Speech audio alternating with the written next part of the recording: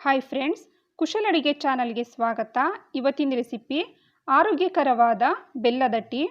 ಹಿಂದಿನ ಕಾಲದಲ್ಲೆಲ್ಲ ಸಕ್ಕರೆ ಬದಲಾಗಿ ಬೆಲ್ಲನ ಉಪಯೋಗಿಸಿ ಕಾಫಿ ಟೀನ ಮಾಡ್ತಾ ಇರು. ಇದು ಯಾವ ರೀತಿ ಮಾಡೋದು ಅಂತ ನೋಡೋಣ. ಅರ್ಧ ಗ್ಲಾಸು ನೀರನ್ನ ತಗೊಂಡಿದ್ದೀನಿ, 3 ಸ್ಪೂನು ಬೆಲ್ಲ,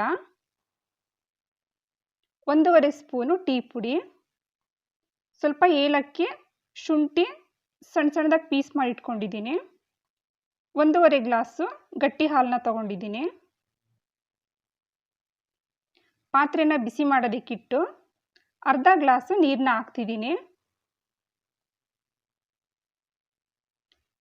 ಇದಕ್ಕೆ 1.5 ಸ್ಪೂನು ಟೀ ಪುಡಿ,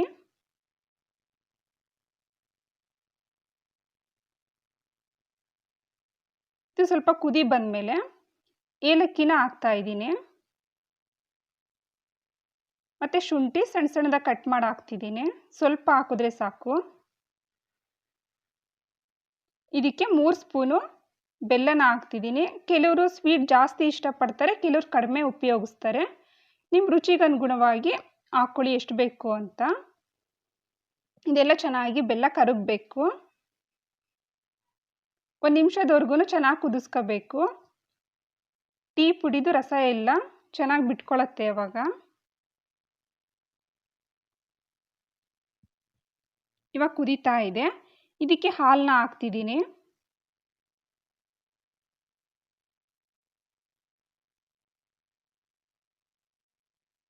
ಇದೆಲ್ಲ ಚೆನ್ನಾಗಿ ಮಿಕ್ಸ್ ಮಾಡ್ಕೋಬೇಕು. 2 ಗ್ಲಾಸ್ಗೆ ಆಗೋ ಅಷ್ಟು ಟೀನ ಮಾಡ್ತಾ ಇದ್ದೀನಿ. ನೋಡಿ, ಇದನ್ನೊಂದು 2 ನಿಮಿಷ ಕುದಿಸಿದ್ರೆ ಸಾಕು.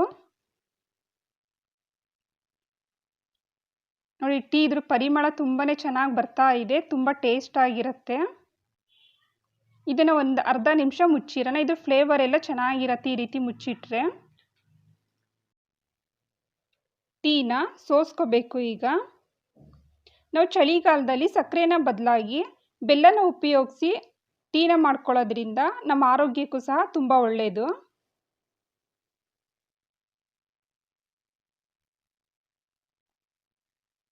ಇದನ್ನು ಗ್ಲಾಸ್ಗೆ ಸರ್ವ್ ಮಾಡ್ಕೊಳ್ಳೋಣ. ತುಂಬಾ ಟೇಸ್ಟ್ ಆಗಿರುತ್ತೆ. ಬೆಲ್ಲದಿಂದ ಮಾಡಿದಂತಹ ಟೀ, ಕಾಫಿ ಯಾವುದಾದ್ರೂ ತುಂಬ ರುಚಿ ಆಗಿರುತ್ತೆ.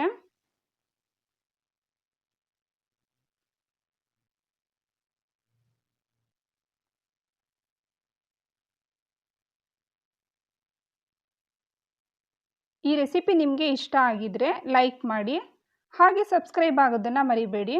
ಧನ್ಯವಾದಗಳು.